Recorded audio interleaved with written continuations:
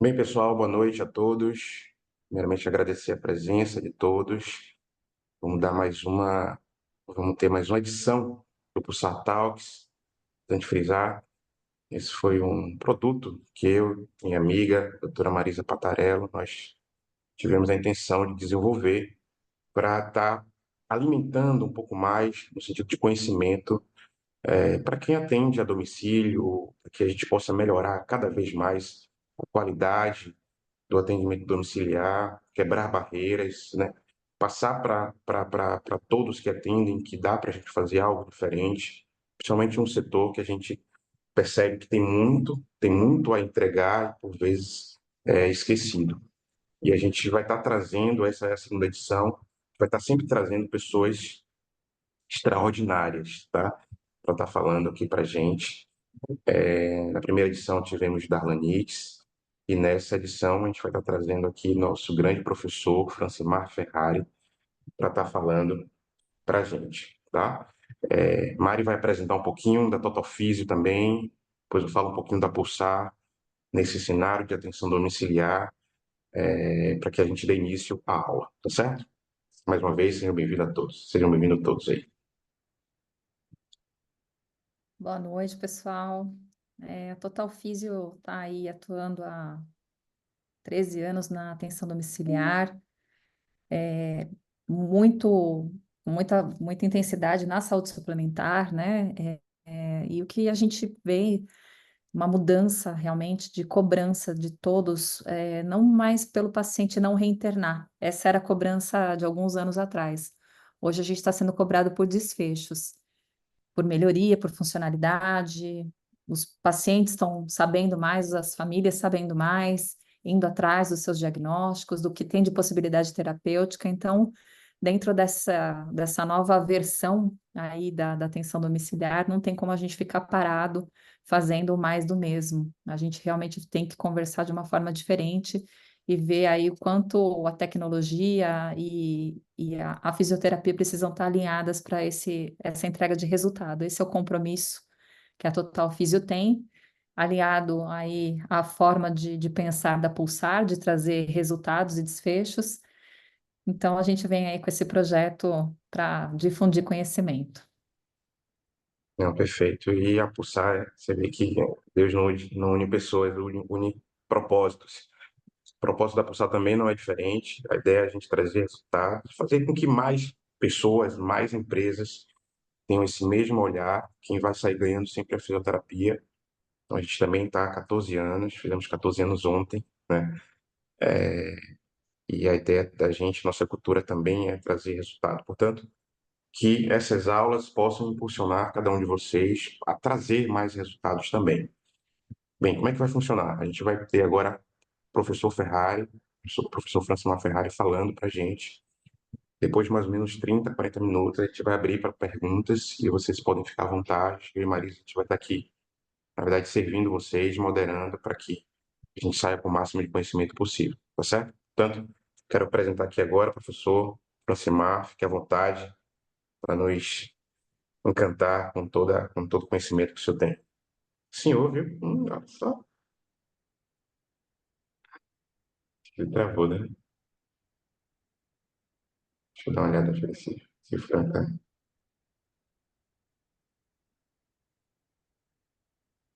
Professor, tá conseguindo ouvir, Fran? Ele tá sim, teoricamente sim. Fran, tá ouvindo? Mensagem para ele aqui para ver.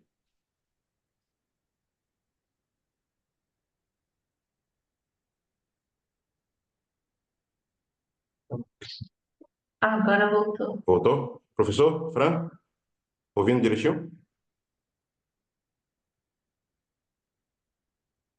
Vixe, Mexeu lá que não tá ouvindo.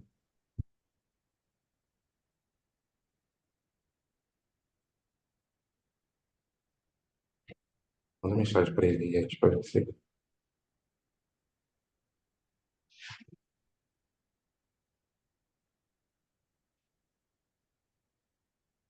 lá ele dando se mexer. Aproximar?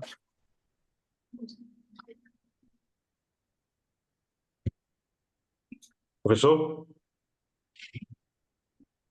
Eu não tenho. Oi, gente. Eu não estava Opa, escutando vocês, vocês estavam. estamos esperando já. Ah, é? Ah, perdão, perdão. Eu juro que eu não estava escutando. Eu acho que eu mexi alguma coisa aqui. Eu estava achando estranho, pô. Ninguém fala nada. E aí, Já tudo fizemos as bem? Boa apresentações. noite. Pode mandar bala. Ô, gente, perdão, eu não sabia. Então tá todo mundo aí? Já está todo mundo aqui já esperando. Ah, então eu estava aqui distraído, Mas todo mundo de esperando. casa, fique tranquilo. Então vamos lá. Eu quero agradecer demais o convite, a oportunidade. Vocês não fazem ideia da admiração que eu tenho por esses dois, pelo Pedro e pela Marisa. E eu fico muito feliz de estar falando sobre um tema tão interessante, tão empolgante. E, assim, a minha experiência tem sido muito dentro do contexto da, dentro do hospital e da transição hospitalar, né? Mas a gente tem um time forte que trabalha em domicílio e especificamente no ambulatório. Então, a gente tem experiência com a eletroestimulação e usando o conceito de suporte neuromuscular em todas as esferas. Eu vou compartilhar a tela aqui. Perdão, pessoal, não estava escutando vocês. Vocês já conseguem ver minha tela ou não? Eu continuo sem escutar vocês. Mas, enfim. Fala aí, Conseguimos sim, Pedro. conseguimos sim. Ah, tá. Conseguimos Não ouvir estou sim. escutando agora. Beleza. Então, que alegria estar aqui com a Marisa, que alegria estar aqui com o Pedro. Especificamente, ah, feliz de estar vendo a amiga Edna aí também. Vamos falar um pouquinho sobre suporte neuromuscular avançado no ambiente domiciliar. Eu falei um pouco da minha ansiedade com o Pedro. Eu falei, Pedrão, olha, essa não tem sido o meu dia a dia, né? Até conversei com alguns colegas. A gente hoje tem 16 eletroestimuladores locados com pacientes em casa, né? Mas ainda nem um Connect. Eu quero ter logo em breve um Connect para a gente estar vendo. E a gente usa muito a eletroestimulação e a gente vai ver que aí isso tem uma fundamentação epidemiológica, por que isso vale a pena, né? Eu vou passar rápido aqui nesses primeiros conceitos, mas é importante a gente definir, porque me assusta como a gente vê que o fisioterapeuta, por mais que algum tempo atrás a gente achasse que a eletroestimulação era algo de domínio específico do fisioterapeuta, a gente vê outros profissionais se apoderando, eu diria, intelectualmente do uso do recurso, né, e usando de uma forma bastante efetiva e trazendo isso como uma oportunidade monetária bem interessante. E a fisioterapia, de alguma forma, por mais que a gente fale, ela não tem feito isso de uma forma que eu entenda que deveria, né? Mas a eletroestimulação vai muito além da eletroterapia que a gente conhece, que é usar a corrente elétrica como recurso terapêutico, né? Ela é utilizada pela educação física, por outras especialidades de reabilitação e até especialidades médicas. Mas é uma forma de você oferecer um estímulo transcutâneo, né, através de eletrodos, e uma ferramenta poderosa para tanto o estímulo neuromuscular como para analgesia, para reintegrar funções neuromusculares. E hoje, cada vez mais, por mecanismo de neuromodulação, a gente vê que pode melhorar funções metabólicas, endócrinas, cardiovasculares, respiratórias, tegumentares, né? Então, está crescendo demais a evidência da eletro na prevenção de TEV, na melhora de doenças vasculares, sejam elas linfáticas, arteriais ou venosas, na, na lesões tegumentares, enfim, e a gente precisa se apoderar mais desses recursos. Fundamentalmente, a gente vai falar de estimulação neuromuscular transcutânea motora ou excitomotora, né, que é o uso de correntes de baixa intensidade, seja de média frequência modulada por buses, como são as correntes alce e russa, ou a corrente usada de baixa frequência, que é a mais conhecida e a mais utilizada de forma global e tem um custo menor e termina sendo tão efetiva quanto para suporte neuromuscular. E é importante aí a gente já trazer um conceito que, embora seja básico, a gente se depara muitas vezes que os colegas não diferenciam isso. A gente vê muito na fisioterapia os colegas falarem de eletroestimulação, fez, tens e corrente russa, né? Ou corrente alce. Fala de nomes comerciais, né? E, na verdade, a gente tem que vir a estimulação neuromuscular, aquela que tem a proposta de evocar alguma resposta neuromuscular em nêmesis, né?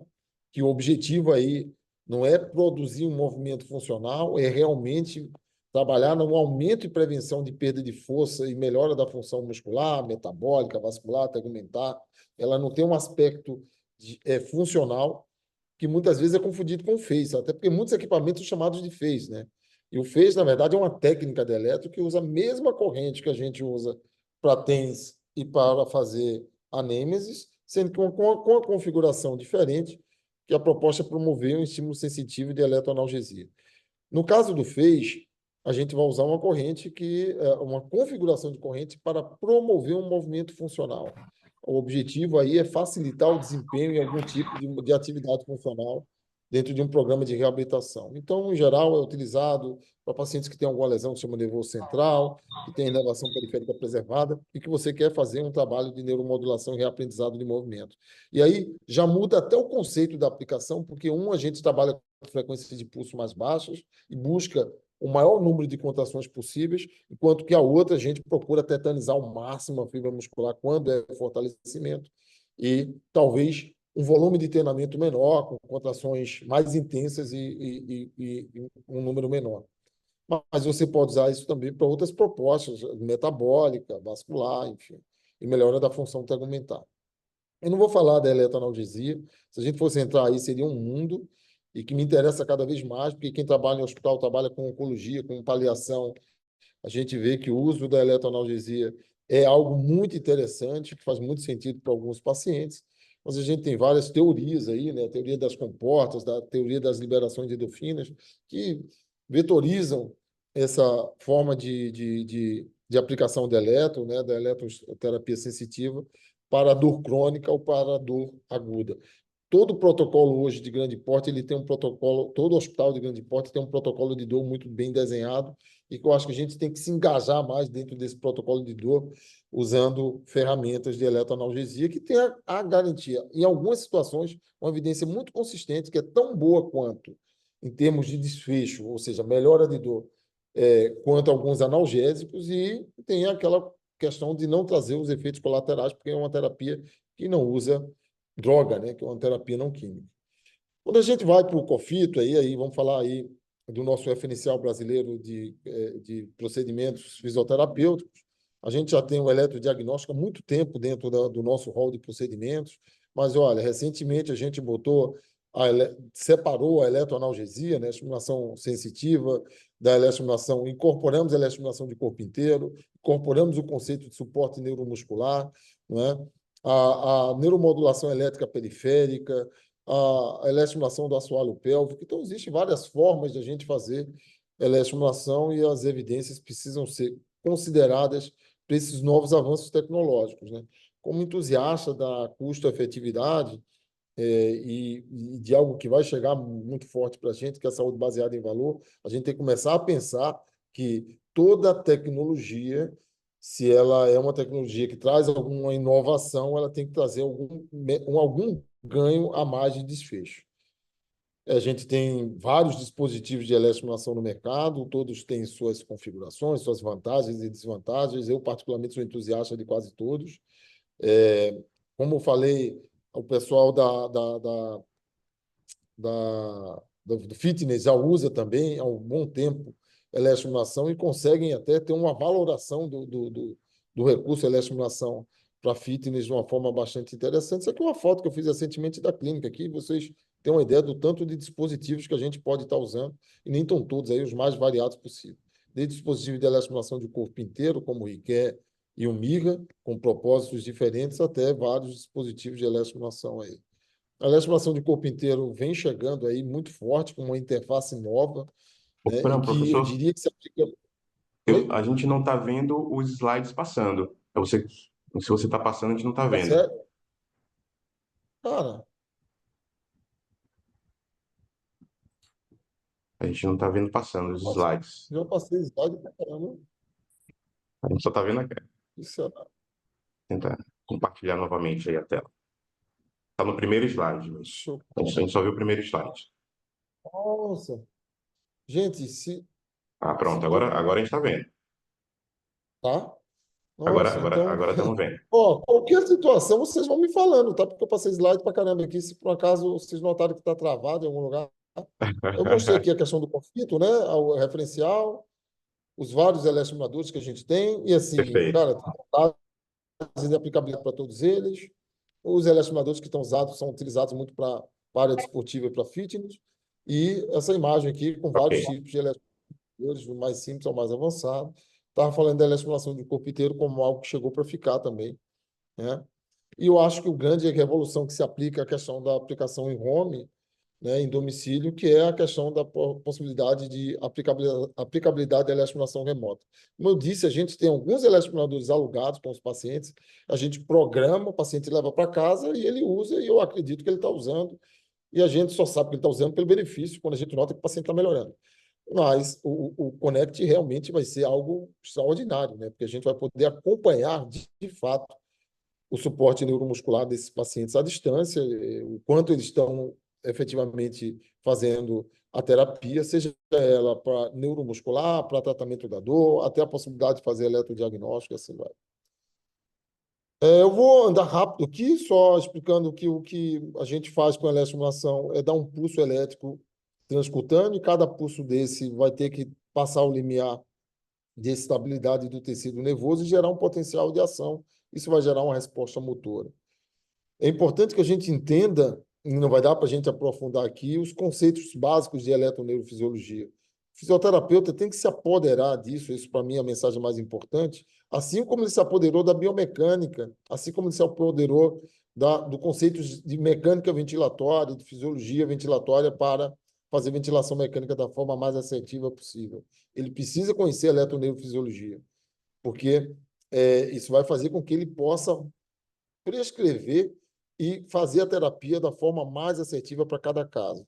Então, é importante que a gente entenda esses conceitos de clonaxia e reobase, entendendo o que é o ponto de excitação ideal quando esses dois conceitos se estabelecem. Aqui é importante a gente perder algum tempo, que a gente tem a curva força-tempo, né? E, na verdade, intensidade seria o eixo Y e tempo, largura de pulso, né? Seria o eixo X aí. E a gente vê que existem janelas de aplicação, né, para largura do pulso e amplitude do pulso que você vai dar, que vão te dar especificidade de que estímulo você vai querer fazer.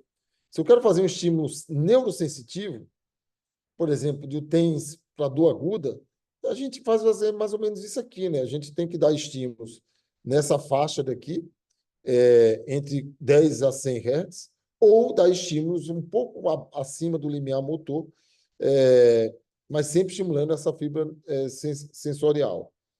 Se eu quero fazer estimulação excitomotora, eu tenho que pegar essas fibras motoras. Então, preciso de larguras de pulso, em geral, acima de 100 microsegundos, e gerar uma intensidade, uma frequência de pulso adequada para gerar uma resposta motora. E, na verdade, o tipo de corrente é a mesma, é bifásica, pulsada, com formato de onda retangular, simétrica, e que é pulsada porque tem um intervalo entre um pulso e outro. O que muda quando você vai fazer isso, ou uma corrente metabólica excitomotora, ou uma corrente tensional excitomotora, é a configuração que você faz no eletroestimulador, e, obviamente, eletroestimulador que possa te dar um range maior. A maioria dos eletroestimuladores, a largura de pulso ela é limitada a 600 microsegundos. Alguns vão para 1.000 microsegundos. E, por exemplo, a gente tem no Requer e no Connect, né, e no 061 da Quark, a possibilidade de eletroestimular músculo, o tecido não com prejuízo na estabilidade neuromuscular. Aquele tecido que tem uma cronaximetria maior do que 1.000 microsegundos, né? Então, essa é a diferencial do suporte neuromuscular. Eu posso estimular um músculo que está nessa curva aqui, onde essa estabilidade não é adequada. Então, é importante conhecer esses conceitos de que é ponto motor, real base, clonaxia e acomodação. Eu não vou aprofundar aqui, mas vamos falar do ponto motor. Se eu não acho o ponto motor e vou usar uma técnica miogênica, a possibilidade de errar é maior, e de não estar dando o estímulo exatamente onde a estabilidade, né, o nervo passa mais próximo do músculo, o tecido transcutâneo ali. Então, veja, quando eu uso uma técnica miogênica, que a gente tem à direita aqui, eu vou ter um torque menor, né, e um desconforto bem importante. Quando eu uso a técnica achando o ponto motor, você nota que o desconforto é menor e a gente gera um torque maior. Então, isso é algo que é um detalhe que faz toda a diferença, né, na aplicabilidade da eletroestimulação. Olhem isso aqui, olha, a gente está na UTI, veja que tem um ultrassom ali atrás, a gente está usando o 071, e aí está com o residente, ele vendo o quanto é que muda, só por conta de um deslocamento. Ó. Deslocou uma besteirinha, quanto muda a resposta motora, né? E quanto faz diferença você achar esse ponto motor. Isso fez com que a gente fosse aprimorando isso, sobretudo na pandemia, né? A gente passou a usar a ultrassonografia e o eletrodiagnóstico, primeiro com 071 e depois com a disponibilidade do RIQUER, e isso fez com que a gente pudesse fazer a aplicabilidade da eletroestimulação de uma forma muito mais assertiva. Sempre trazendo esse trio: eletrodiagnóstico, a imagem e a aplicação assertiva da eletroestimulação. E só para trazer alguns avanços tecnológicos que estão para chegar, né? A curva IT, que a gente já faz aqui há um bom tempo, né? Isso é um paciente em azul que está mostrando uma curva, um pulso, no momento que ele está excitável, e a gente fez a curva IT em azul. Depois de 7 dias, o paciente fez um choque séptico importante. Olha o que aconteceu com a curva. Ela se deslocou para a direita e para cima, mostrando uma diminuição da estabilidade neuromuscular. Então, a gente vai poder acompanhar isso agora, através do eletrodiagnóstico, com o RIQUER, e o pessoal está desenvolvendo, com a curva IT que vai ficar registrada no equipamento. Então, imagina isso em domicílio para quem vai trabalhar com pacientes que têm doenças neuromusculares, né, periféricas. Eu diria, aconselho que não seja de caráter progressivo, né, que tem algum prejuízo de estabilidade, você vai poder acompanhar o quanto essa estabilidade está melhorando. E a outra melhora é a questão da gente já ter no equipamento a ultrassonografia acoplada. Eu estou na maior expectativa de usar isso, porque todo paciente, particularmente no hospital, e alguns protocolos em domicílio e na clínica, a gente já faz a medida da morfologia muscular. E imagina que a gente vai ter isso tudo num dispositivo só. Eu vou poder fazer o eletrodiagnóstico, eu vou poder ver o quanto está a função eletroneurofisiológica desse tecido neuromuscular, eu vou poder acompanhar a morfologia muscular e eletroestimular de forma mais assertiva. Um dos marcadores que a gente pode usar para ver eficiência contrátil é a chamada taxa de deformação anterior do quadríceps. Você pega a espessura do quadríceps contraído menos a espessura do quadríceps relaxado sobre a espessura do quadríceps relaxado vezes 100. E aí, essa taxa, a gente vê aqui, ó, que nesse caso aqui, houve aqui o indivíduo em repouso, o indivíduo com a contração evocada pelo estímulo elétrico, há um aumento de 45% na taxa de deformação. Esse trabalho a gente ainda está em curso aí para tentar publicar, né? Na verdade, a gente precisa fechar, e o Paulo está ajudando a gente. A gente fez durante a pandemia e a gente viu que, olha, pacientes que tinham disfunção neuromuscular, ou seja, com anaximetria maior do que 1.000 microsegundos, no momento 48 horas após a suspensão do bloqueio neuromuscular, pacientes da UTI, em média, 7 dias depois, quando o paciente foi passar por um processo de intubação, a PI máxima dele, a PE máxima dele e o MRC desses pacientes eram menor do que aqueles que não tinham disfunção neuromuscular. Eu sei que isso é UTI, mas o que isso tem a ver? Numa doença neuromuscular global, isso talvez mostre que a estabilidade neuromuscular possa estar acompanhando o quanto está a função neuromuscular desses pacientes. E detalhe, os que tinham disfunção neuromuscular ficaram maior tempo em ventilação mecânica, maior tempo de internamento hospitalar. Qual a diferença, então, de um RIQUER para um eletroestimulador convencional? Se é um paciente em UTI, um cardiopata que fez uma sepse, um choque séptico, a estabilidade neuromuscular diminuída, a gente usou 500 microsegundos de largura de pulso, tá? Com a frequência de pulso de 60 Hz. No Neurodin, vocês estão vendo aqui, não deu muito certo. A gente botou o RIQUER e aumentou só para 1.000 microsegundos. Não mudamos nada na disponibilidade dos eletrodos e olha o que é que acontece. A gente vê uma contração muscular muito mais efetiva. Então, aí é onde a tecnologia faz diferença. né? Quando me perguntam, o a Neurodin funciona em 70% dos pacientes da gente, beleza. Mas nos 25% que não é algo pouco significativo, que ele não funciona, se eu não tiver o WeCare, como é que você faz? Né? Então, eu posso ir daqui a Salvador no Fusquinha? Posso. Se o Fusquinha tiver com todo novinho, enfim, eu revisado, eu posso chegar lá numa boa, mas certamente eu não vou chegar com o mesmo desempenho, segurança e conforto que eu vou chegar num Corolla, concorda? Então, essa é uma diferença que, em algumas situações, vai fazer diferença. E esse conceito de suporte neuromuscular é justamente isso. Quem é que se preocupa com o músculo? Né? O cardiologista se preocupa com o coração, o nefrologista com a função renal, enfim. Mas a gente pode usar esse conceito de suporte neuromuscular de uma forma bastante cada vez mais tem demanda epidemiológica, né? Bem, é importante, então, entender que qual o dispositivo que você vai usar, você tem que entender quais as características da corrente que você vai usar, se é uma corrente pulsada, uma corrente de média frequência modulada por burst. Na verdade, não tem diferença entre um e outro. E aí, quais os parâmetros que você vai configurar, quais são as características da contração que você vai querer, se é uma contração metabólica, se é uma contração tensional, qual a qualidade de contração, para que você possa ver qual o volume de treinamento, como você vai periodizar, sobretudo para quem vai fazer em domicílio. Porque você vai programar eletro e você tem que saber como é que vai ser esse treinamento, né? Qual o número de contrações, quantas sessões por semana, qual a duração do programa, como é que você vai progredir nisso aí. Isso é periodizar, né? E qual a unidade de estimulação e que tipo de interface você está usando.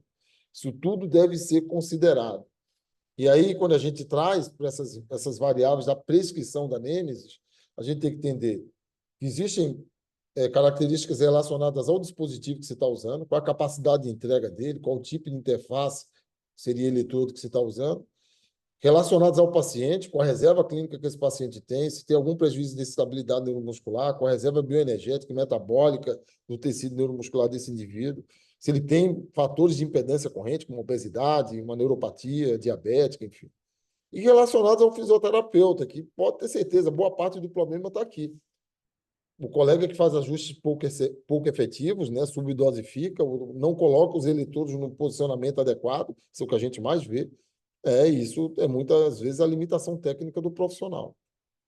Então vamos lá, que a gente quer fazer um protocolo para força. Eu tenho que pensar qual o volume de treinamento, qual a programação dos parâmetros, que tem que ser individualizada, qual o músculo-alvo, que frequência a gente vai fazer por semana e qual a meta funcional. Se eu vou trabalhar com força, olha a dica. Primeiro marcador que você tem que ver é a qualidade de contração que você quer conseguir. Eu quero uma qualidade de contração 4 ou 5. Beleza, a partir daí, se eu conseguir 4 e 5, eu vou saber quantas contrações para mim vai ser o suficiente. E como essas contrações vão se manter ao longo daquele volume que você estabeleceu. Eu quero 60 contrações. Será que eu vou conseguir uma contração com qualidade 4 ou 5 nas 60 contrações? É provável que ao longo desse treinamento o indivíduo perca um pouquinho dessa eficiência. Você tem que analisar isso. A gente não usa aquela escala do SEGES. Essa já é uma escala que a gente já usa aqui em Pernambuco, em vários hospitais. De alguma forma, eu ajudei a popularizar isso aqui. Que é essa escala de qualidade de contração. Sem contração, muscular visível é 0. Aí você pode usar ultrassonografia. Muitas vezes não tem uma contração muscular visível, mas você vê pela ultrassom. Contração muscular visível ou palpável é 1. Contração muscular ampla, mas sem movimento articular, é 2. Contração muscular ampla com esboço de movimento articular é 3. Contração muscular ampla com movimento articular amplo, porém não completo, é 4. E contração muscular ampla com movimento articular completo é 5. Né? Aqui a gente vai ver um exemplo, né, de uma contração com qualidade 2. Ó, eu tenho uma contração ampla, mas ele nem esboça movimento articular. Olha nessa segunda figura aqui, ó. Eu tenho uma contração muscular ampla com esboço de movimento articular, tá vendo? Ó? E aqui eu tenho, nesse terceira figura, nesse terceiro vídeo, uma contração muscular ampla com movimento articular completo. Então, é muito fácil de todo mundo saber qual foi a qualidade de contração que se obteve. Lembrando que, se eu estou fazendo um protocolo de força, quanto mais toque eu gerar, mais efetivo é o treinamento. Então, o meu alvo é contração muscular de 4 a 5. Né? Quanto menor a qualidade de contração, mais eu aumento o volume de treinamento. Então, se eu estou conseguindo a qualidade de contração 3, eu vou fazer um número maior de contrações. Se eu estou conseguindo uma qualidade de contração 4, 5, eu posso trabalhar com volume menor de qualidade de quantidade de contrações.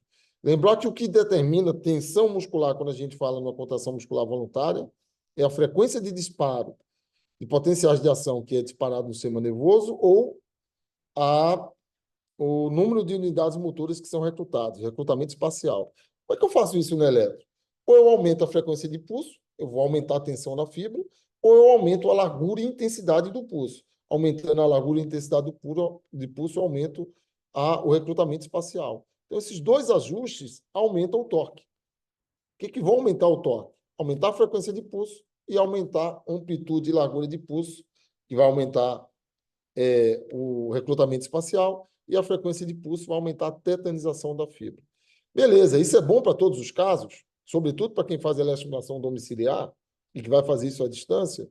A gente tem que tomar cuidado com a inibição de Wendell-Sky, né, que é a chamada fadiga da placa neuromuscular, relatada em vários estudos. Em UTI a gente vê muito, porque tem um paciente que muitas vezes tem uma placa neuromuscular ainda doente, tem uma reserva bioenergética diminuída, e ele faz isso aqui, ó, que a gente está vendo na outra ultrassom. Vocês conseguem ver, ó, a contração muscular, o indivíduo, eu estou com a frequência de 50, era para estar tetanizando, e ao longo do tempo o músculo para de contrair, né?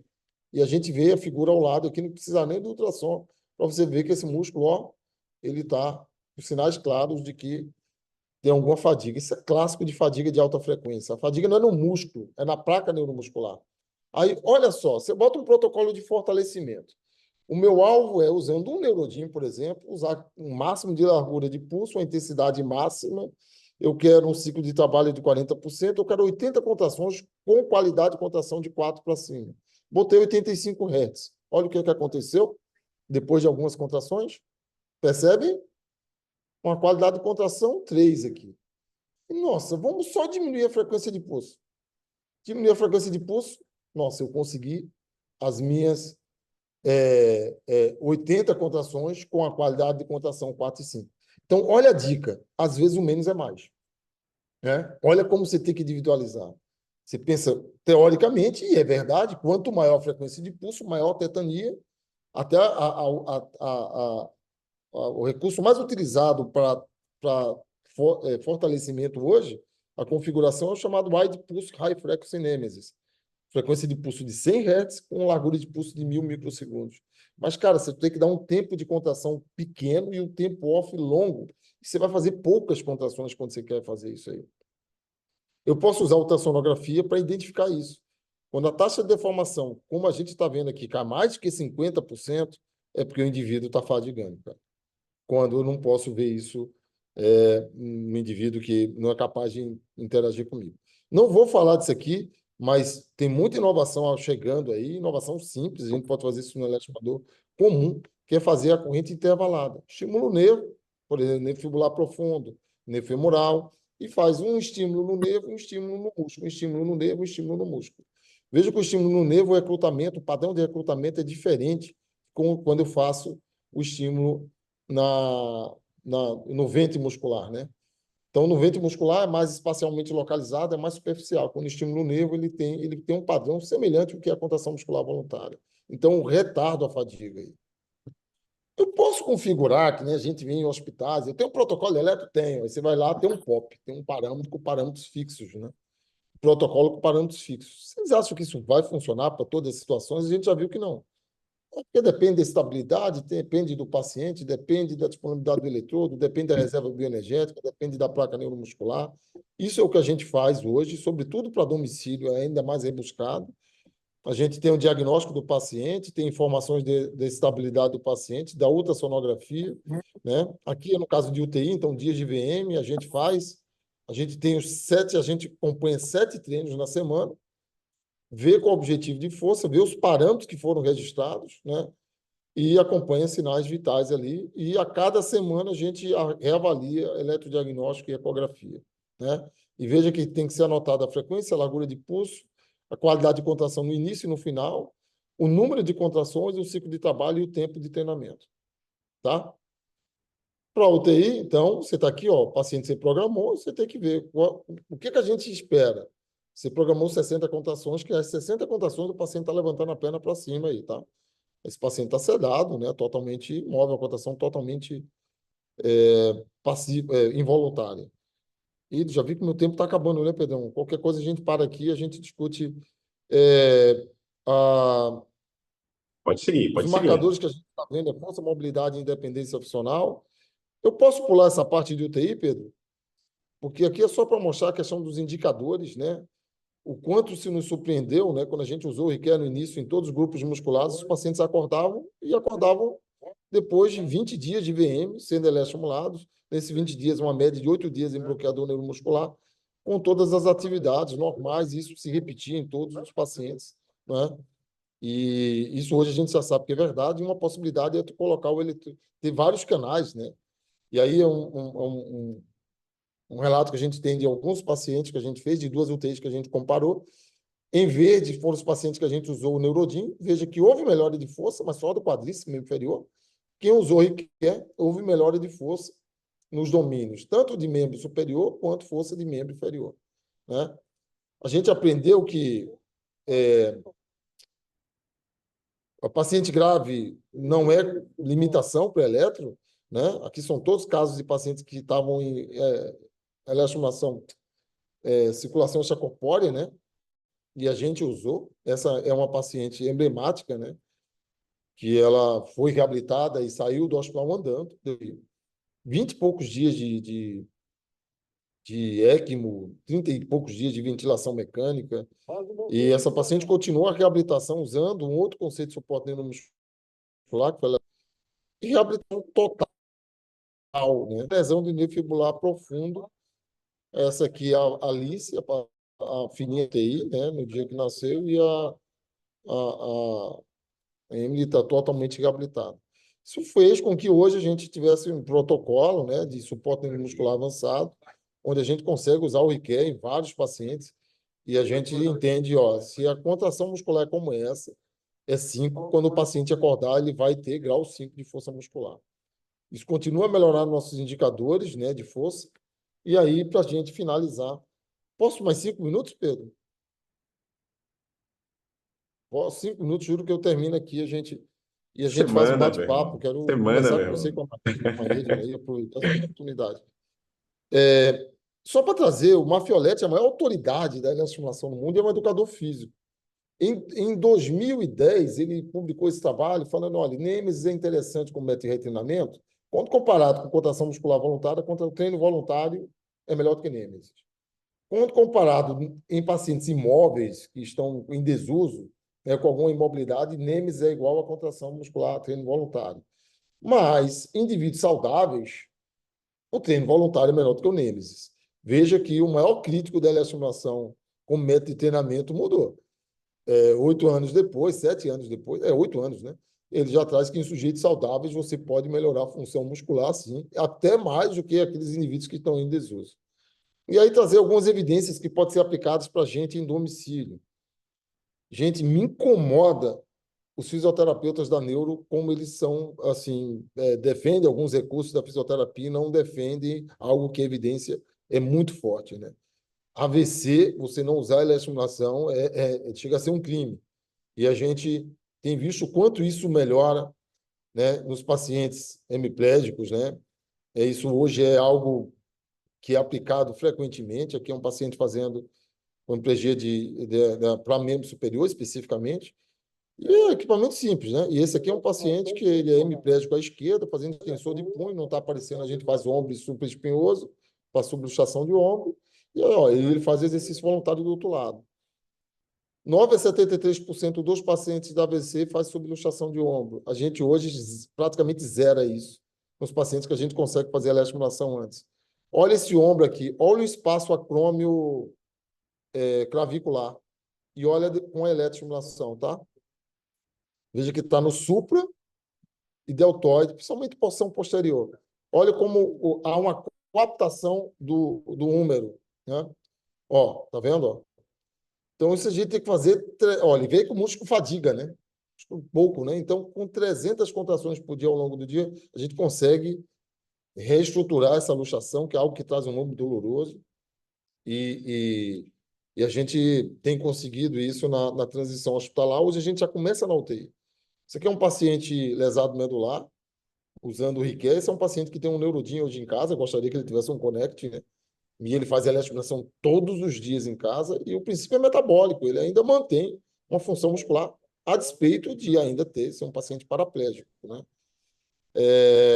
Aqui na prancha ortostática, a gente entendeu que quando a gente faz eletro na prancha ortostática, o paciente faz bem menos aquelas desautonomias que acontecem muito no paciente lesado medular, né?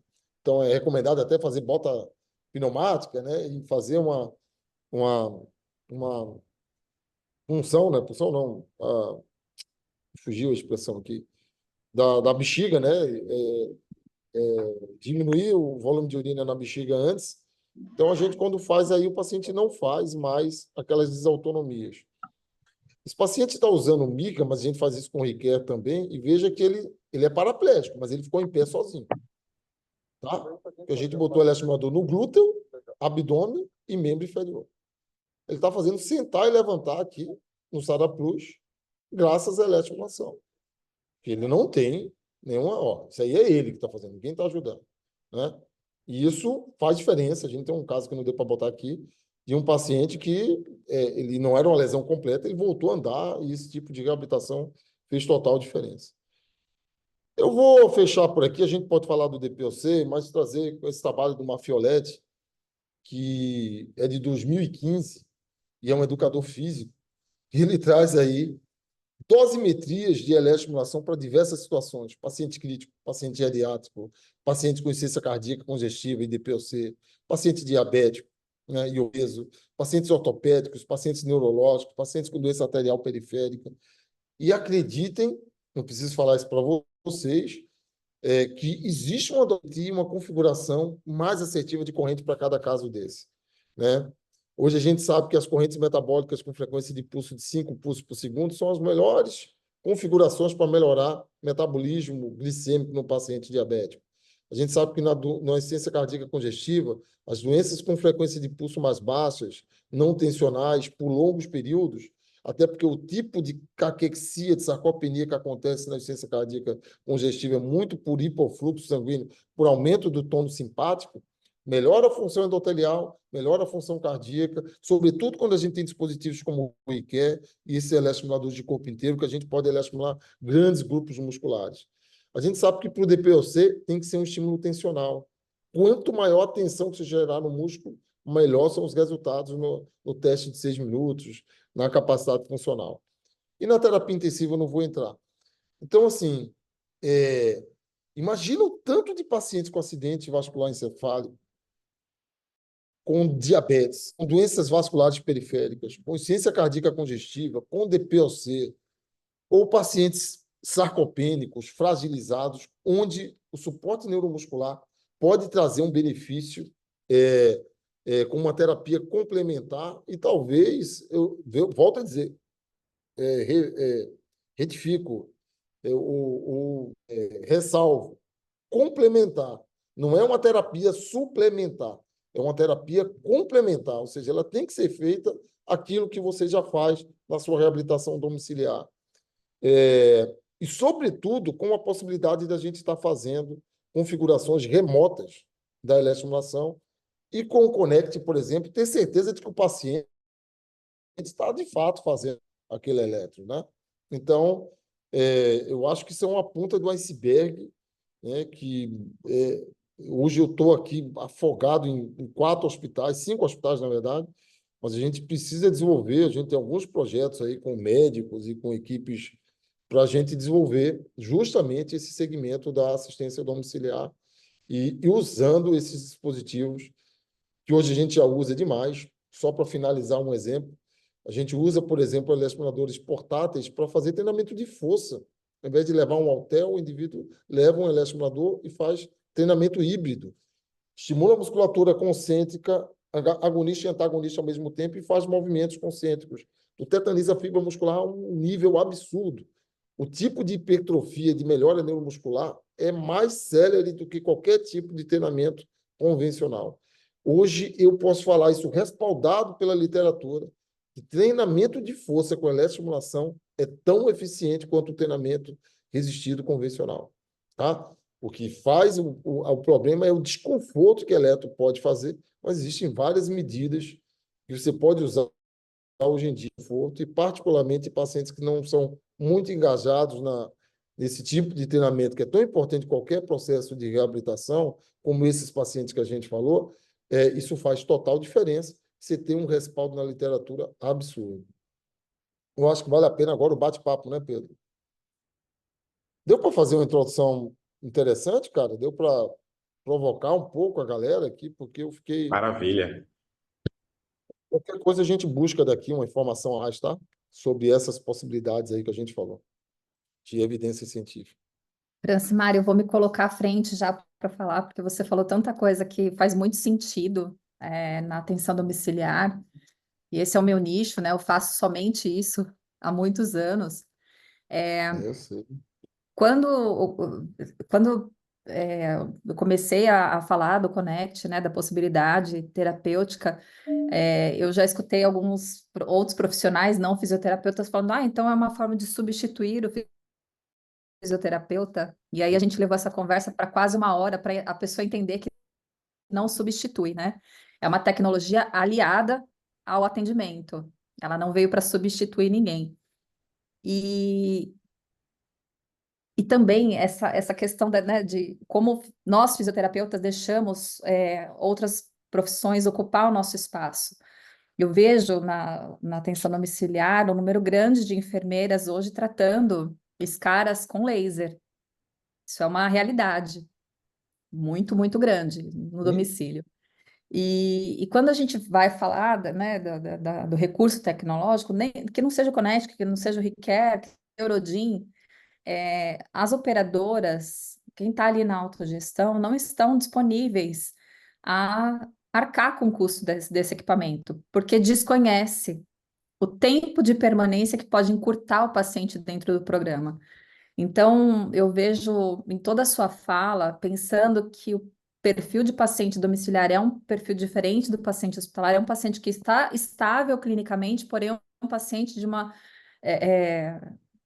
uma necessidade crônica importante que precisa ser analisada, polidiagnosticado, com uma necessidade de intervenção muito grande e que realmente pode ser um aliado para a gente conseguir desfechos, porque eu vejo até algumas pessoas que desconhecem a atenção domiciliar, mas que ouviram falar superficialmente, é o lugar do primeiro emprego, é o lugar que não exige tanto o conhecimento técnico do paciente. Quem tem ainda essa visão tão restrita é quem não está acompanhando a atenção domiciliar.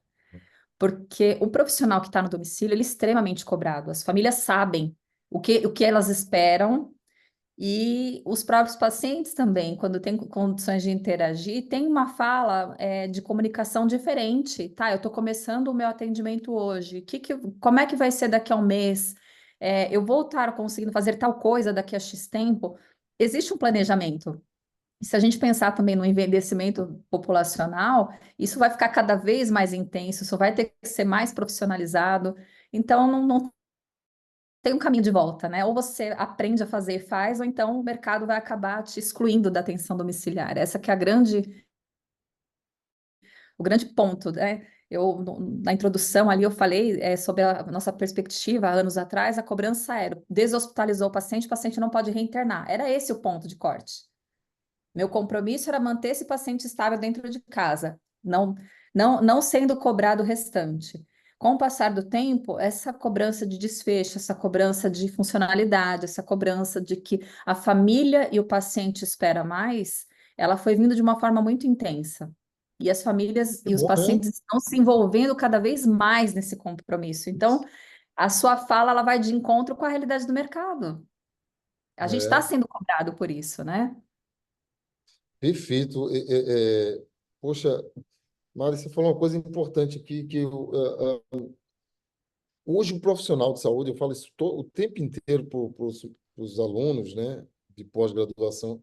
O profissional de saúde hoje, ele não é mais aquele cara poderoso, detentor do conhecimento como era antes, porque a informação está em todo lugar, né? Não existe mais aquela simetria de informação que tinha antes. Olha, hoje nas UTIs, estou no hospital agora que a UTI ela é praticamente a família tem acesso full o tempo inteiro, entendeu? E discute o tempo inteiro, participa de tudo e tem que ser assim. E quando você vai para domicílio, é exatamente essa experiência. Eu acho que é muito mais desafiador, porque você está no ambiente que é o ambiente da família, da casa do paciente, ele vai te questionar, ele vai te cobrar resultado. O paciente vai perguntar o que é que você está fazendo. Eu acho que você tem que compartilhar o planejamento e metaterapêutica com ele. Hoje, o profissional de saúde que não trabalhar com meta, com marcos funcionais muito claros e tentando, e a gente tem condições de prognosticar na maioria das vezes, mas tentando prognosticar o que você vai fazer, porque aí o paciente não assina um cheque em branco, né? E nem a operadora. As operadoras hoje elas estão começando, eu digo porque ainda estou contribuindo com essa questão da ANS, você é uma pessoa que transita muito e sabe o quanto a ANS está querendo acelerar essa questão da remuneração baseada em valor, porque é simples. Não é sustentável esse modelo hoje. O Free for Service, ele está com os dias contados, mas eu pensava que era uma coisa que ia ser mais lenta. Ela vai ser mais rápido esse processo de que a gente vai ter que entender, olha, eu não vou compartilhar o paciente em várias coisas, mas eu tenho que pensar em alocar o recurso que vai trazer o resultado mais efetivo e mais eficiente, ou seja, eu vou trazer o processo de reabilitação dentro do que é possível para cada paciente o mais rápido possível e da forma mais efetiva possível. E não tem outra forma de a gente vender isso para o paciente que não seja através de marcadores funcionais. Me permita falar um exemplo que eu falei esse final de semana, e para mim aquilo foi tão natural, um evento de cuidados paliativos aqui. E, cara, eu passei, hoje é terça, né? Todo dia, eu cruzando nos hospitais, pessoal, gente que eu nem conhecia. Cara, adorei aquilo que você falou. Eu falei, poxa, mas eu falei uma coisa que a gente fala todo dia. De que a gente faz boa parte dos nossos pacientes captação paliativa, e eu acredito que em domicílio muitos, né? Paciente com insuficiência cardíaca congestiva, classe funcional NIGA 3, 4, que é o que chega para a gente, um DPOC, um GOLD já mais... É um paciente que ele já está fazendo uma terapia que não é modificadora de doença, né? Mas a reabilitação é modificadora da qualidade de vida e da funcionalidade desse indivíduo. Coisa que remédio não faz, cara. E o que esse cara quer é qualidade de vida e funcionalidade. Eu falei o exemplo desse paciente, um paciente de 84 anos, que vozinho, quando se junta, eles só falam do remédio que estão tomando e ficam lembrando de coisas da década de 50, né? E aí estava uma turma, foi aqui mesmo, nesse ginásio, e eu cheguei e falei, cara, ó, bora que vocês estão conversando demais, tem uma galera para entrar e tá passando seu tempo. E assim, e vocês estão conversando, uma turma conversando com a outra. Aí ele falou, meu filho, e acreditem, isso é uma coisa que a gente tem que falar sem muita. Eles estavam falando, tinha uma prótese, e ele estava falando da prótese. E os outros estavam, também tem, eu interessado. E eu falei, olha a conversa do Josinho. E aí, estava falando das boates que tinha aqui em Recife, na década de 60 e tal. A nossa gerente da clínica estava no lado, e ele chegou assim, mas, por favor, vá para lá com essa conversa, mas me traga uma régua aqui. Tava eu e o Marcelo, falando, meu Deus do céu, agora ele vai dizer qual é o tamanho do negócio da prótese, só faltava essa. O que ele quer com essa régua? E ele pegou a régua assim, a régua tinha 60 centímetros, ele falou, 60, aí marcou assim e botou mais 25 centímetros, né? Eu estou aqui, eu tenho 85 anos. Meu filho, com 85 anos, se eu não tiver história para contar, é porque a vida não valeu a pena. Então, e aí ele me colocou nessa régua e aquilo foi muito impactante, né? Perguntou, quantos anos você tem? Eu falei, cara, eu tenho 50. Ele falou, então, olha, eu nunca pensei isso, né? Cada centímetro ali é um ano de vida e você olha para frente e fala, nossa, o que já foi até aqui, o que eu vou ter para frente? Mas o que foi mais impactante foi ele falar, você acha que eu estou aqui porque eu gosto dessa resenha, é coisa de pernambucano, né? Essa coisa de estar conversando e tal, e eu gosto de estar aqui, não é porque eu gosto de fazer exercício, não. É porque isso me garante que todo final de semana eu posso ir para o Clube das Pais, que é um clube de gafieira aqui, botar meu blazer e eu consigo dançar 3 danças seguidas. Olha que qualidade. Então, eu não estou preocupado em viver mais 5 anos. Eu não sei se eu vou viver nem 1 ano. É como eu vou A viver. vida, para mim, é esta semana, é o hoje. Eu passo a semana pensando que eu venho para cá e eu não conseguia, e depois que eu vim para cá, eu consigo ir para o Clube das Pazes, eu consigo dançar 3, 4 músicas seguidas. Eu não conseguia fazer isso. Eu tinha dispneia. Então, veja, qual a provocação que eu quero fazer, Mari, que o médico fica entupindo o paciente de corticoide, de bronquilatador, isso não muda a vida, e a nossa reabilitação muda a vida do paciente, né? E se isso vai aumentar anos de vida, não vai, mas vai aumentar e vai agregar aquilo que é mais importante em saúde hoje, que é os indicadores de custo-utilidade. É assim, não é quantos anos de vida você vai aumentar, mas quanto você vai agregar de qualidade de vida e funcionalidade, independência, dignidade para esse indivíduo nos poucos anos de vida que ele tem. Isso para ele tem muito valor. E enquanto a fisioterapia não enxergar isso, a gente vai ficar aí indo para o lugar errado, né?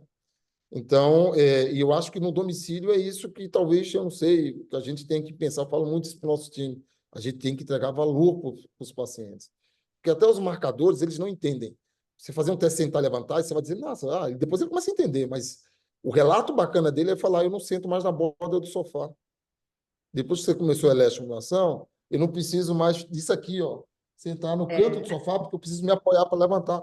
Eu me levanto do meio do sofá sozinho, sem ninguém me ajudar. Isto é algo que transforma a vida do paciente e tem um valor muito grande para ele, né? Então, é Não, e isso. mais, Então, né? Quando, suporte quando você faz neuromuscular esse ajuda demais nesse relato, processo, né? quando você Oi? faz esse relato todo, eu fico pensando também né, nessa necessidade de comunicação, o quanto às vezes a gente automatiza, né, as nossas convicções e a gente esquece de ouvir o paciente. Sim. A gente teve uma situação de uma paciente, uma sequela importante de AVC, um tempo de internação prolongado, uma paciente muito disfuncional, e ela já estava alguns dias sendo atendida, uma família poliqueixosa. Eu fui lá para entender o contexto e saber como que a gente poderia mediar a situação e melhorar, né, aquela assistência. E a paciente, com muita dificuldade, conseguiu verbalizar que o que ela queria era voltar a ter autonomia de pentear o próprio cabelo, porque ela sempre foi muito vaidosa, um cabelo comprido, aquilo para ela era muito importante. E todo mundo focado, né, em quando que a gente vai colocar ela em pé, quando que ela vai... Isso. E não era o que ela Não queria, era não era mais o desejo sentido, fazia dela. sentido para ela, né? Exato, então tem que fazer sentido para todo mundo, né? Não é só o seu querer. O querer que menos importa nesse momento do fisioterapeuta, mas explicar para essa família o que está acontecendo. Uma outra coisa que acontece com muita frequência, eu quero um fisioterapeuta grande para colocar meu pai em pé. Não importa se é grande, se é pequeno, é técnica, e ele tem que ter uma musculatura Isso. minimamente saudável para isso, né? Se eu não tiver controle de tronco, eu não consigo ficar em pé. Não adianta querer carregar o Isso. paciente e achar que isso é fisioterapia. Então, quando a gente começa a difundir esse racional e falar disso com essa seriedade, realmente de se basear em valor e não só em número de sessões, em tempo de permanência, né? Tudo bem, o café da avó é uma delícia, o endereço é perto da minha casa, mas eu tô com esse paciente há quantos meses e o que que eu entreguei para ele, né? E assim, será que eu também já cheguei no limite terapêutico no domicílio? De Isso. repente é o momento de transitar esse paciente para o ambulatório. Então, todas essas provocações é exatamente para a gente entender onde Que a gente diminui se custo, né? encaixa. Diminui custo para a operadora, diminui custo para, né? Enfim. E ter É um qualidade de impacto muito vida melhor envolvida a nisso tudo. funcionalidade. Isso. A gente precisa ter esse olhar. Eu vou dizer uma coisa que abriu muito. Hoje eu voltei para hospitais assim de uma forma muito efetiva, particularmente para a rede, e eu voltei muito crítico em relação a algumas coisas, né? Falando, nossa, cara, como a gente gasta muita coisa desnecessária aqui, né? E no hospital de transição que eu estive, eu posso falar o nome, a Florence, até porque eu tenho muita, assim, ela me trouxe muito esse conceito de, olha, trabalha com eficiência, usa o que efetivamente é necessário. E é um modelo, um processo muito baseado no simples que entrega, né? O processo é mais importante do que você está agregando tecnologia. Isso a gente já tinha esse conhecimento de entendimento de custo-efetividade, que qualquer tecnologia, ela só vale a pena se de fato você vai agregar muito benefício, né? Você vai melhorar bastante o desfecho. Então, uma das coisas que falam do Riquet, e aí fala, poxa, cara, mas você não vai usar o Riquet para todo mundo, poxa. Se você pega o Riquet e usa para um paciente que tem uma estabilidade boa, que você só quer estimular um grupamento muscular específico, aí você está realmente gastando uma, né, para agora guarda o equipamento e tem demanda para pacientes que realmente precisam de algo mais avançado, né? Seja de capacidade de entrega, seja de eletrodiagnóstico, seja até de trazer esses recursos de imagem.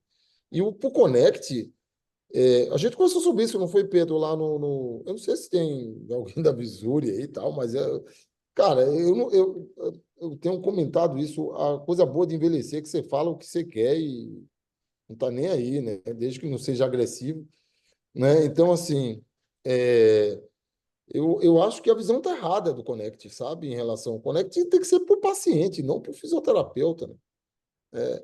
Imagina quantos pacientes com ciência cardíaca congestiva existem.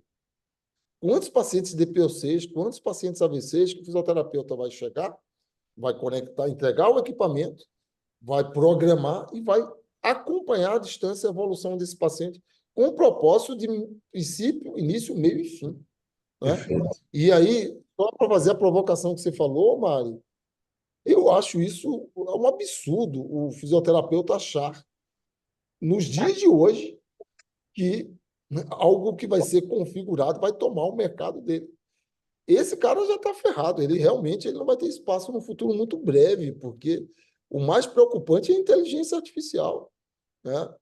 E não tem como negar isso. As pessoas talvez comprem, já compram tênis hoje na farmácia, né? Ou entre em qualquer AliExpress, Mercado Livre, você compra um eletroestimulador, acabou. Então, eu não me sinto. Esses equipamentos que a gente orienta, na verdade, isso agrega muito mais valor para a gente, porque o paciente entende, não, eu tenho equipamento, mas eu vou dar um exemplo. Eu já tive equipamento que a gente pediu, o paciente falou, não, eu prefiro comprar. Quanto é que é? Ah, é tanto, é barato. Aí comprou um Neurodin.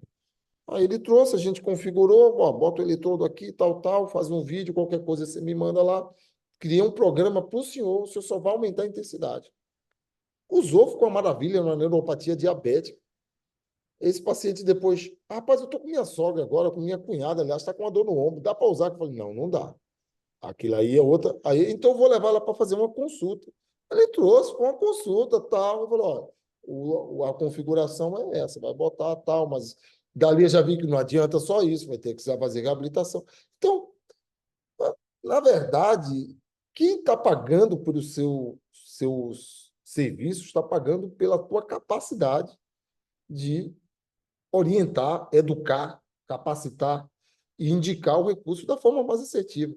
Você achar que é você que tem que colocar o eletrodozinho lá e apertar o botãozinho, isso é de uma, desculpa a expressão, beira a mediocridade, né? E é bom que esse colega acorde, porque ele vai ter muitas dificuldades no futuro muito próximo, né? Sem dúvida, sem dúvida. Eu estou com o Connect, estou testando, estou utilizando aqui.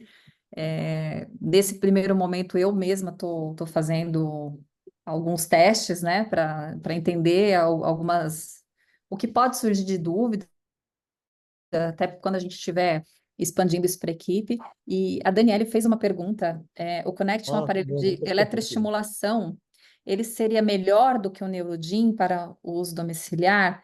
Ele tem uma potencialidade diferente do Neurodin, então ele tem um espectro maior em termos de potencialidade, e ele tem essa diferença enorme da questão de você poder fazer gestão à distância do atendimento. Você vai fazer a programação, o paciente vai ter acesso ao celular dele, ou cuidador, com toda a orientação de posicionamento de eletrodo, vai ter uma interação perguntando se o paciente parou a terapia por dor, por desconforto, enfim, para o paciente dar um feedback, a gente, enquanto fisioterapeuta, poder acompanhar isso e fazer essa gestão de acerto de parâmetros, ajuste, tempo, enfim, poder trabalhar isso sem a necessidade de estar ali ao lado do paciente. Então, esse é o plus, né, do recurso tecnológico que o Connect dá. Uma plataforma também para o profissional de acompanhamento dos casos, ele não é 100% igual ao Requer, o Requer ele é mais completo, ele tem a questão, né, do diagnóstico, que Daria, né, Mari? é uma diferença grande também, porém, eu entendo que para o domicílio ele é muito funcional, ele serve assim com uma, uma assertividade muito grande e gera também o engajamento do familiar ou do próprio paciente, se ele conseguir fazer esse engajamento, na adesão ao tratamento. Isso pode trazer esse lado positivo do paciente se sentir pertencente ao processo de reabilitação e não só aquele paciente que está cansado, que não quer receber a fisioterapia, que já faz porque, enfim, alguém disse que ele tem que fazer ou que a família cobra. Ele vai estar envolvido no processo. Então, todos esses ganhos eu comecei a acompanhar a partir do momento que a gente começou a pensar no desenho, no protocolo de uso para a linha domiciliar. Mas tem algumas perguntas também aqui que eu acho que é 100% para você, né? Qual a principal estratégia o senhor utiliza para reduzir o desconforto durante a terapia com o aparelho convencional? Boa. A pergunta é bem relevante isso aí, porque é o que vai determinar a adesão ou não do paciente eletro, né? Primeira coisa, não fala que vai usar choquinho no paciente, né? Começa com isso, porque eu tenho medo de choque, cara. E eu faço muito eletro em mim, assim, eu testo os equipamentos, gosto de ver. E às vezes em casa, minhas filhas falam, pô, que loucura é essa? E eu boto para torar mesmo, que divide ali a musculatura. Eu falo, cara, no início dói, mas depois você vai acostumando e tal. Primeira coisa, não faz isso. Então eu faço todo o discurso. Olha, a gente vai fazer uma corrente neuromodulada, tá, para o seu nervo periférico, que vai evocar uma contração muscular involuntária, que pode ser feita. Cara, isso, acredite, você fala isso sério, isso já muda a percepção. Mesmo que algum paciente fale, é choquinho, né? No final de tudo, você fala, não, é uma corrente elétrica que vai promover uma contração muscular, tal. Ou tens a galera é viciada, né? E o primeiro ponto é esse. Segundo, acha o ponto motor adequado. Cuidado no posicionamento do eletrodo. Terceiro, se puder, use o maior eletrodo possível se for grupamentos musculares grandes, tá? Então, precisa usar quadríceps. Hoje a gente padronizou nos hospitais e para cá também, para todo lugar.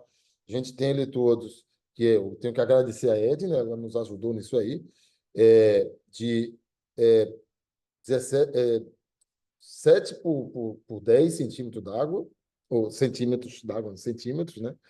Onde é 5 por 9, né? Ou é 13 por 10, um de 5 por 9 e outro de 5 por 5, e ainda tem um pequenininho que a gente usa às vezes para algumas, por exemplo, tibial para o supraespinhoso, às vezes a gente precisa de um eletrodo menor e tal.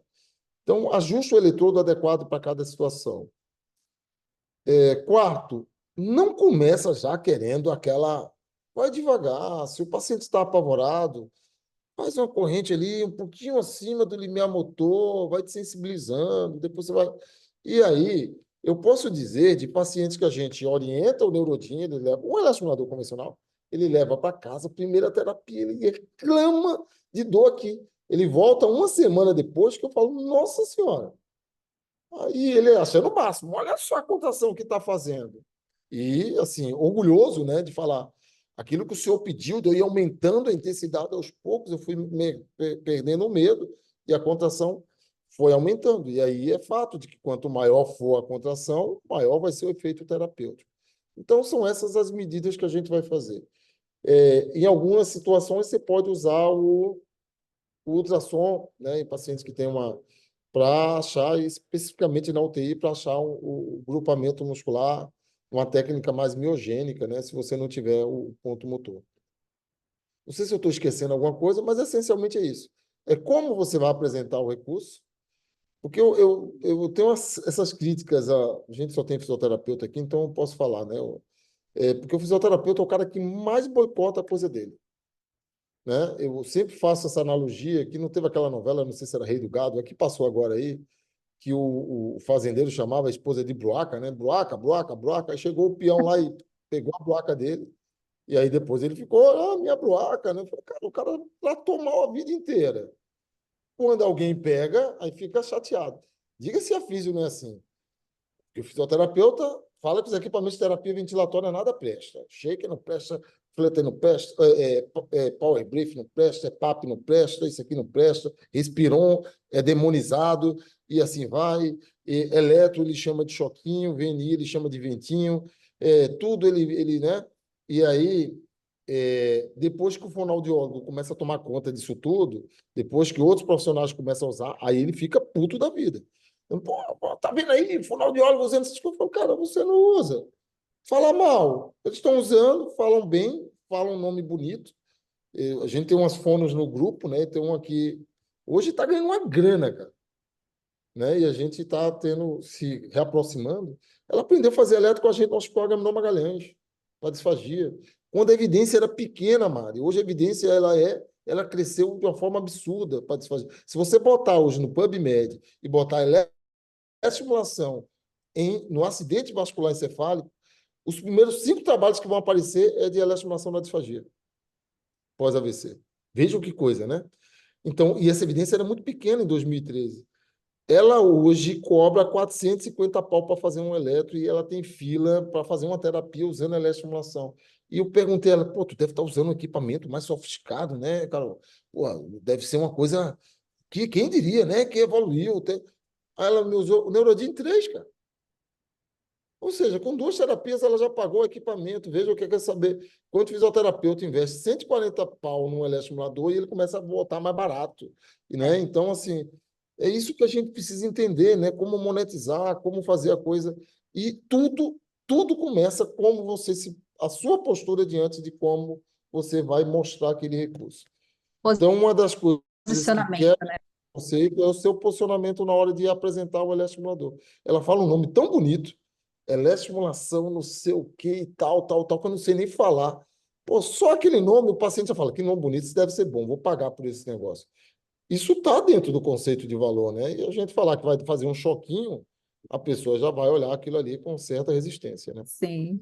A sua comparação na desensibilização para conseguir que o paciente tenha uma boa adesão me remeteu a uma situação que a gente passa muito no domicílio com relação à VNI, né? A gente orienta o profissional que tem uma dificuldade de adesão com o paciente a utilizar a rampa, a não colocar de Isso, vez mesma coisa.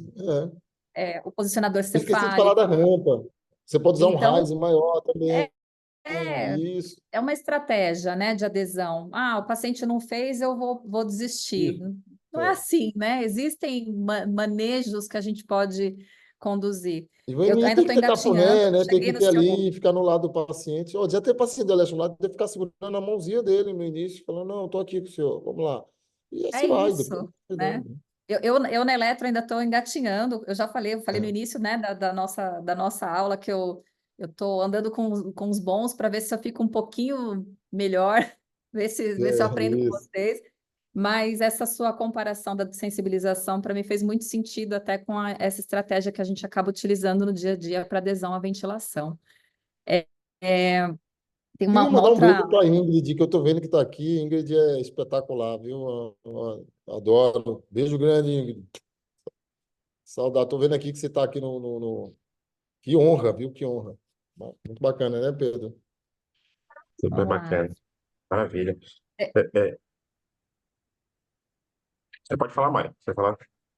Fala não, mal. é que também tem uma pergunta aqui do Paulo com relação à nossa opinião se as empresas de serviço domiciliar estão preparadas com relação ao uso da tecnologia e para manter assistência na ponta. Eu quero a sua opinião primeiro, depois, se sobrar tempo, eu dou a minha. Eu acho que você está muito mais assim, você tem muito mais respaldo para responder essa pergunta. Eu vou responder o que eu acho. Não sei se você acertar, eu acho que não. porque Edna está aí, Pedro está aí, nem os hospitais estão, porque a gente passa por um problema diário de, olha, não está pagando tal operadora, pagava, não está pagando. Aí a gente vai lá, faz uma reunião com o departamento comercial, reunião técnica, mostra o protocolo, mostra os resultados, mostra a evidência. A gente tem uma diretriz de utilização na ANS que é muito restritiva, porque a eletroestimulação ela está no rol de procedimentos, gente, o que quer dizer que seria de cobertura obrigatória. Ponto. Mas ela tem uma coisa chamada DUT, que é Diretriz de Utilização, que foi colocado lá pela FENA Saúde. E, infelizmente, o Brasil é um país político, né? E aí, quando a gente viu aquilo, passou, escapuliu, a gente fez vários documentos, eu me lembro que a gente escreveu no COFITO, mas ainda não conseguimos reverter, e hoje tem um fluxo para fazer isso, que é dentro justamente do rol de procedimentos, a gente, por sinal, está incluindo uma solicitação de mudança da DUT, né? Porque a DUT ela direciona tudo que se fala sobre eletroestimulação transcutânea para eletroanalgesia, e ainda com bastante limitações. E isso as operadoras se apegam a isso para glosar, né? Aquelas operadoras que têm gestores de mais bom senso, que a gente mostra os resultados, isso fica mais fácil. Eu estou falando da minha experiência em um hospital e até em domicílio. E uma outra coisa que a gente faz é realmente cobrar da família, a família entusiasta do resultado, ela vai lá para a operadora cobrar o reembolso. E aí é problema deles com... E aí, assim, eu vou falar de eletroestimulação de corpo inteiro. A gente tem uma grande operadora que já está querendo credenciar porque ela está pagando tanto reembolso e está sendo uma demanda tão... que a gente está nessa negociação aí que, né, e talvez isso pode servir para eletro também. Mas no ambiente hospitalar não é mais realidade hoje, mas a gente chegou a ter unidade de terapia intensiva, Mari, que a gente produzia mais com eletro do que com a própria fisioterapia. A gente aumentou o ticket médio e gerou um aumento de receita, onde a gente chegou a gerar mais receita com eletro. E olha que a gente está falando de um hospital que 50% quase é de área global, né? Então, está dentro da conta. Então, Sim. eu acho que quanto mais a gente popularizar a técnica, quanto mais o fisioterapeuta valorizar, quanto mais, obviamente, a epidemiologia, a literatura está crescendo exponencialmente a evidência, mais essas barreiras vão ser quebradas. Mas eu não sei como é que hoje funciona para a operadora no rolo. Você Sim. pode responder Assim, melhor. na domiciliar, primeiro a gente já tem que falar da dor maior, né? Não estamos no rol de procedimento. A atenção domiciliar não está no rol de procedimento, né? Hoje a gente tem uma aproximação muito grande na ANS e mandamos um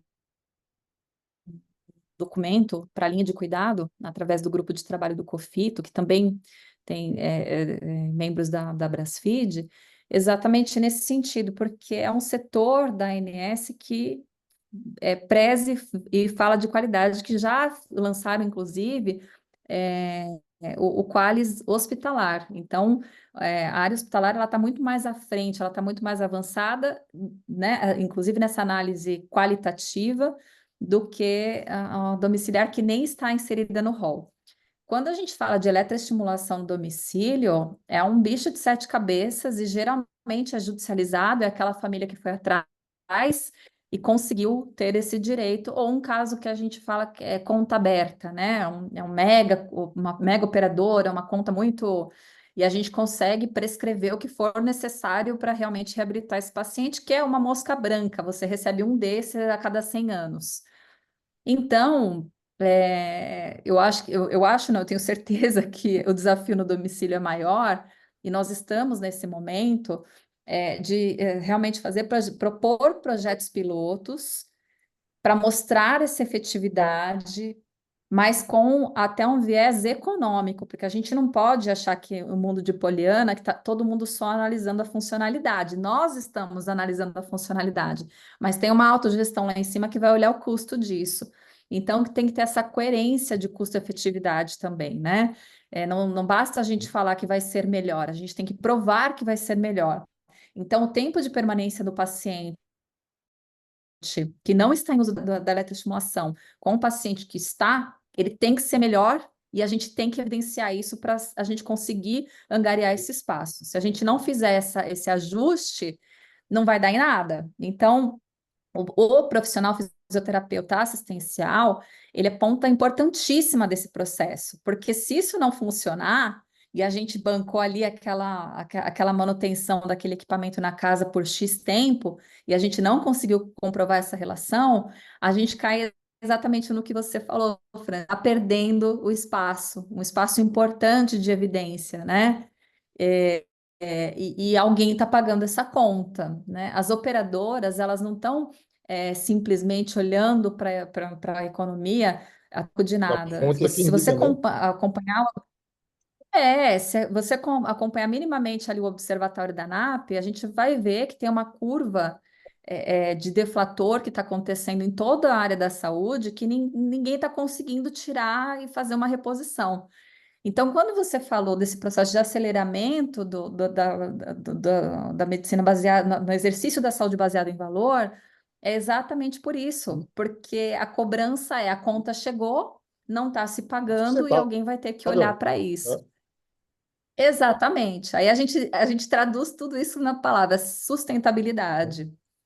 E a gente está vendo, a gente está conversando aqui esse tempo, estamos quase chegando a 1h30, exatamente disso, né? Qual é o recurso que eu tenho, qual o dispositivo que eu tenho, aliado à minha boa prática profissional, para propor realmente esse resultado baseado em valor.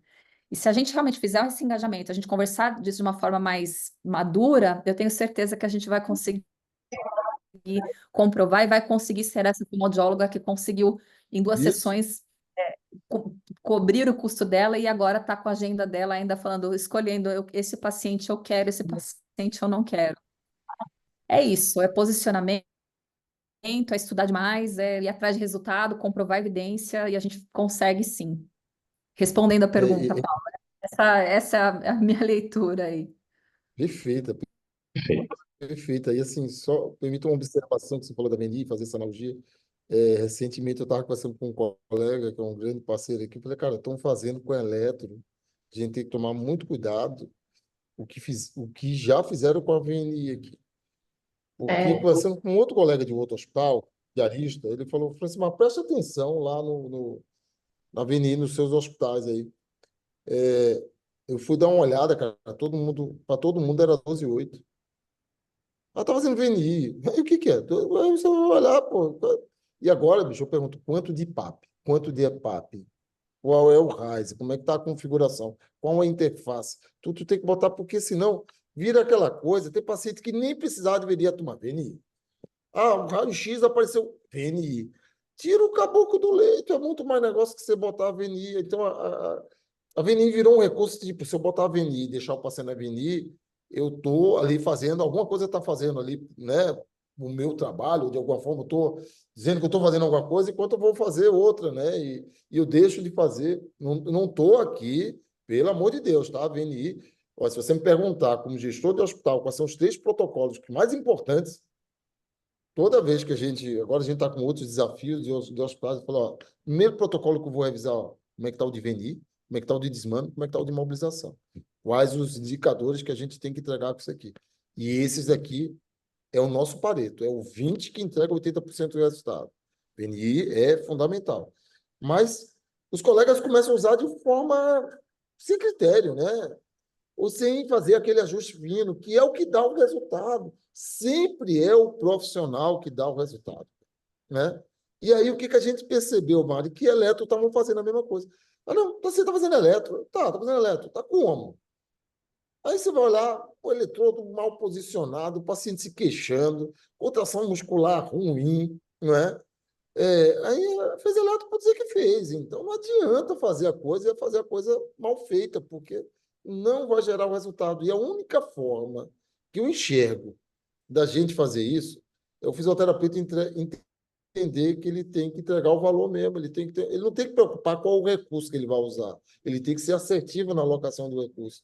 Mas ele tem que entender que tem uma jornada e ele tem que saber o que é que eu quero entregar lá no final.